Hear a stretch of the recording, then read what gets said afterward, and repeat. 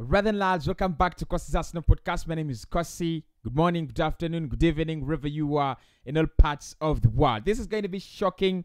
This is going to be abrupt and it's going to be absolutely disappointing. But it's 100% true. Chelsea have agreed to sign Raphinha from Leeds United. They have hijacked the deal of Arsenal Football Club. Arsenal in the last few hours have offered a fee, but it was rejected by Leeds United because it was not enough. Finally, Chelsea have won the race for Leeds winger Raphinha. We're going to be discussing all that as per Fabrizio Romano and David Onstein. Hit the like button. I think the huge question here for Arsenal now is, where do you go from here? Because like I reported in the last video, Mikel Arteta wanted Raphinha to join Arsenal before Arsenal went to USA for pre-season. And the fact that he's been on the priority list and now he's gone, the question is, where do you go from here? We've had a couple of options. Serge Gnabry, we've had Bowen, we had Cody Gakpo, we had a couple of them. So the question I'm going to ask you in these comments, don't get too sad. Don't get too sad. It's too early in the window to get very, very sad. Look, Arsenal losing such a top talent, real potential in Raphinha. But again, I mean, you could just join me in the comment section so that we can have a conversation around this. Which player then would you love to go, Arsenal to go for? Probably Serge Gnabry. If you thought about what Serge Gnabry would bring at Arsenal, or a player like Raheem Sterling, if Arsenal can convince Raheem Sterling to sign for Arsenal, then I think it would be kind of a better deal. But anyway, let's get into it. Hit the like button for me. Subscribe to the podcast as well. We are at 49,000 subscribers. I can't believe it. We're very fast going to 50,000. So make sure you join the family. Now, Fabrizio Romano in the last few hours has actually tweeted, and he said Chelsea and Leeds United have reached a full agreement for Raphinha. Official bid accepted, 60/65 million pounds, add-ons included. Main part of the amount will be paid immediately.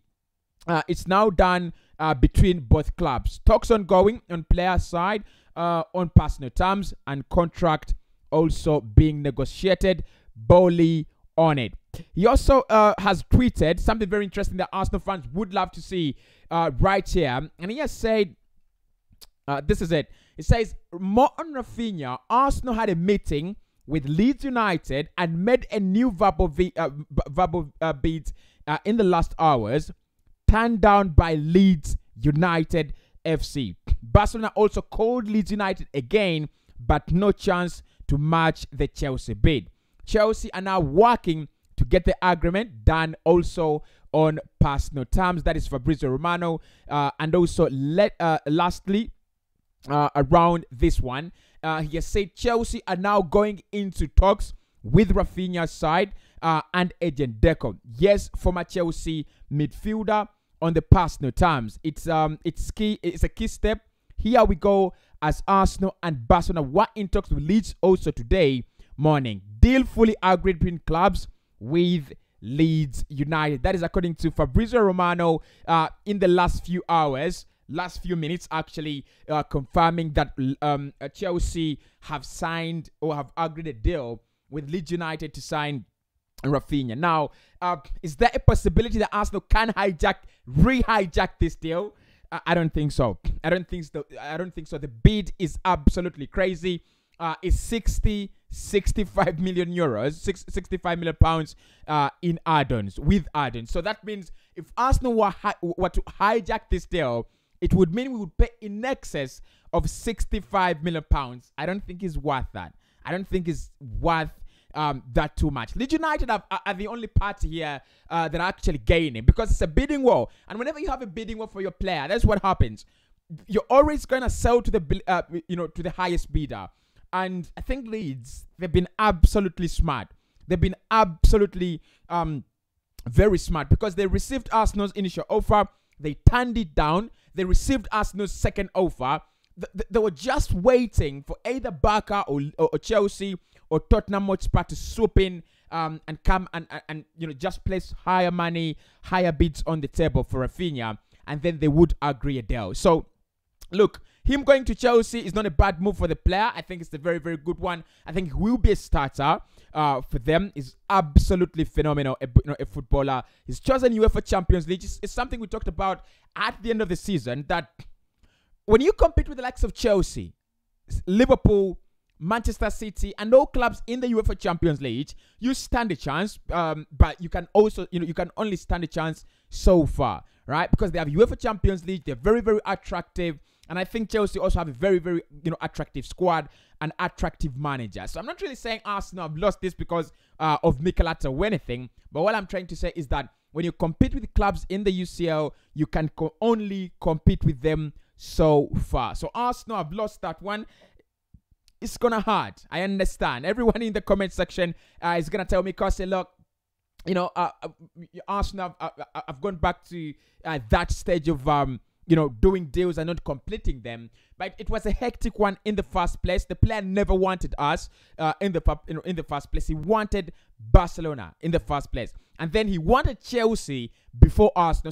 So he was always hoping either Barca bid or Chelsea bid more than us, and personal terms are not going to be an issue because he always wanted either of the two, and he's got a deal to Chelsea. So the big question, like I said at the beginning of this video, is where do Arsenal go from here?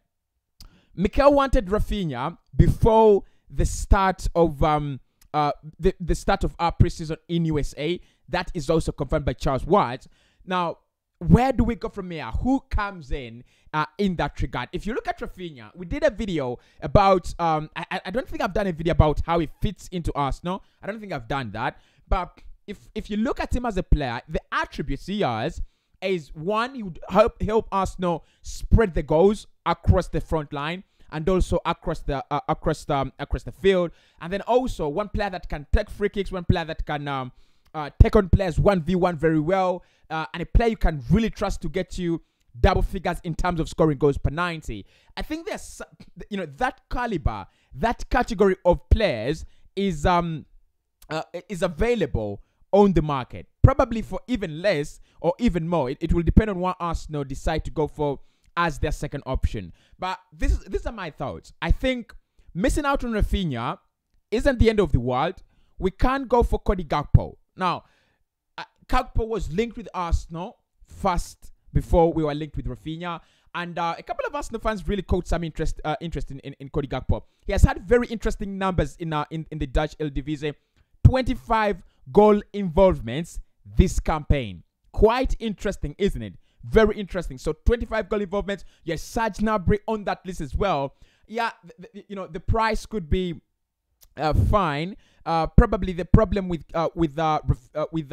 Serge Gnabry could be the wages. That could be the problem. The fact that he's coming from Bayern and he's going to be asking for in excess of 10 million euros or in excess of 15 million euros per year. And I think Arsenal are not ready to make another big spender on top of Gabriel Jesus. But Serge Gnabry is available. I would definitely go for him. I think he brings in a lot. He's also 25, 26. So in terms of the age gap, you're not really missing out a lot. In terms of quality, I think Gnabry is a good player. Played for Bayern, played in the UEFA Champions League. If you can land him at the Emirates Stadium, that would be a marquee signing.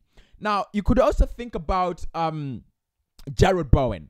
Now, Bowen last campaign has been absolutely phenomenal as well. I think almost he has around 26 goal involvements for West Ham in the Premier League last campaign.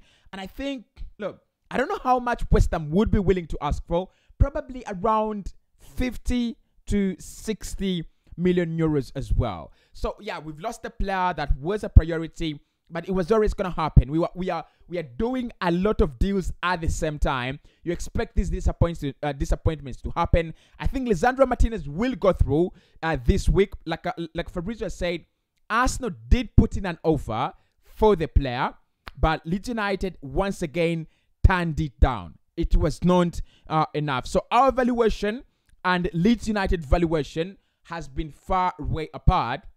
And that's the reason as to why Raphinha has not joined Arsenal. Because initially it was an agreement between Chelsea and Leeds, and then Leeds and the player. Like I said, I don't think he's going to turn down Chelsea. I don't see how he turns down Chelsea. They paid more money than Arsenal, and also they have a better manager. They were always his second option and first option in the Premier League, right? So let me know in the comment section which player you would definitely go for. But I think Serge Gnabry or Raheem Sterling, and I've told you about Sterling. I think Sterling is the full package at 45 million. It's an absolute steal. It's an absolute steal for Raheem Sterling. If you look at his numbers, incredible, phenomenal. He's averaging double figures in both assisting and scoring goals per campaign in the Premier League for Manchester City across the last 5 years, across the last 7 years. So if Arsenal bring in Raheem Sterling, a player with experience, a player with pedigree, a player that is winning, a player that has the winning mentality, played under Pep Guardiola, so will understand Mikel Arteta's system very well, and a player who has played under Mikel at Manchester City, it would really make more sense. And you're gonna ask me, if Raphinha has refused to play for Arsenal, then why would Sterling play for us? I think the difference here is you're having a Raheem Sterling that is looking for and desperate for game time.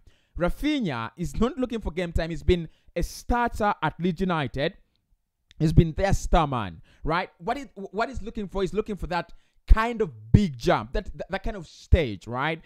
To just elevate your career. At 25, you expect that. But for Raheem Sterling at 27, you're looking at, how do I beat everyone to the England national team spot in the World Cup in December? And he's looking for game time. He wants a team that can guarantee him game time. And I think Arsenal can do that.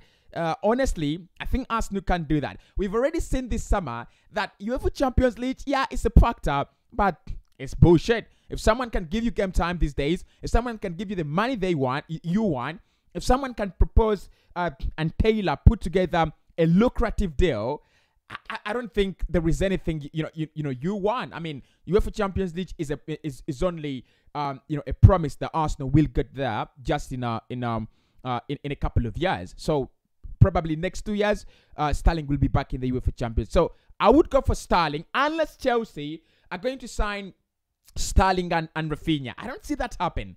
I don't think they'll sign Raheem Sterling and Raphinha.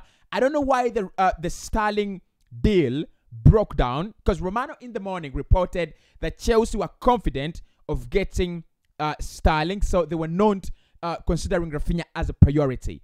And I don't understand how that deal actually failed. But since they have taken Raphinha, how about we go for Raheem Sterling? Probably, look, maybe a couple of Arsenal fans, feel Raphinha is kind of more technically gifted, more of the Brazilian-like, right? And Raheem Sterling is this kind of guy that only plays the English kind of football, right? I understand. But I think the ingredients he has and the extracurricular, abilities and advantages that he comes with, experience, winner. He's just won. I think he's won has he won the Premier League 4 times? One more time than Arsenal. I mean, that's the point, isn't it? There is a huge point in there. So let me know who you would go for, and let me know how you feel right now. Let me know how you feel right now. I'm really grateful with Fabrizio, because it just makes that. It's just made a point to prove that everything we've spoken about on this podcast around Raphinha has been absolutely true. And the bid we talked about that was incoming this week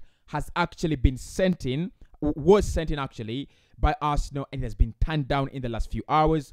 Chelsea's bid accepted. Personal terms not expected to be a problem. Arsenal now have to move on. That is it. Arsenal have to move on. Let's go for Sterling. Let's go for Serge Gnabry. You never know. You never know what's gonna happen. But anyway, I'll be back later today, and I don't know. Look, I could do a deal.